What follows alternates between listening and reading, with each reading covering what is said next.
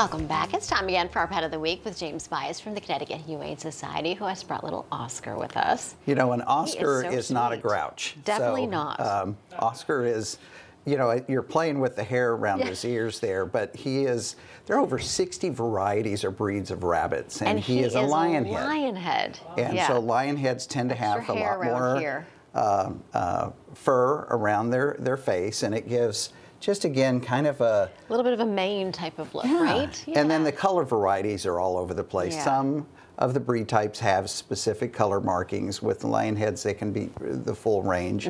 He's about 5 months old, and he has a little bit of a story. He came into us from one of the animal control agencies here in Connecticut, and he and his litter mates all came in.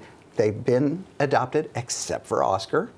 Oscar's the last one. He is the last one. He's been neutered, so we don't have to worry about Oscar fathering more bunny baby rabbits. Oscars. Yeah, exactly. No baby Oscars in the future. Sorry, And Oscar. you know, we've all heard the stories about how prolific rabbits are, and they can be.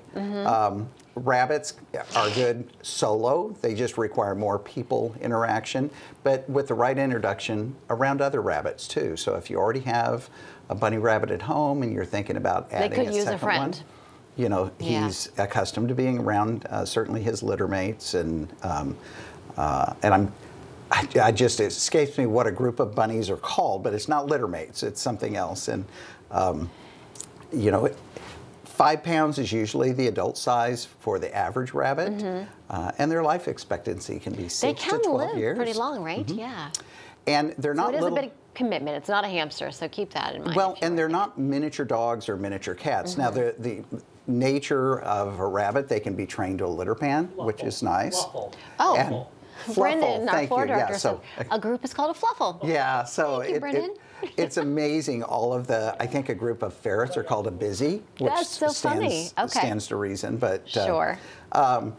So they can be litter pan trained. They still require some supervision because they can chew wires, right? And things or like legs that. of furniture and but things like how that, nice to have a bunny rabbit that says, "Oops, I got to go," and they run to the litter pan, do their business, take care of it, and then come back when they're done. That's great. And they don't bark, so they're a great apartment or townhouse condo type pet because you don't bother the neighbors. And do you have a lot of rabbits right now? You know, we do, and I think rabbits and guinea pigs and some of the smaller animals are, again, very enjoyable, but most people don't do their research. So our adoption counselors and volunteers can walk you through some of the things that you need to do to prepare. Yeah.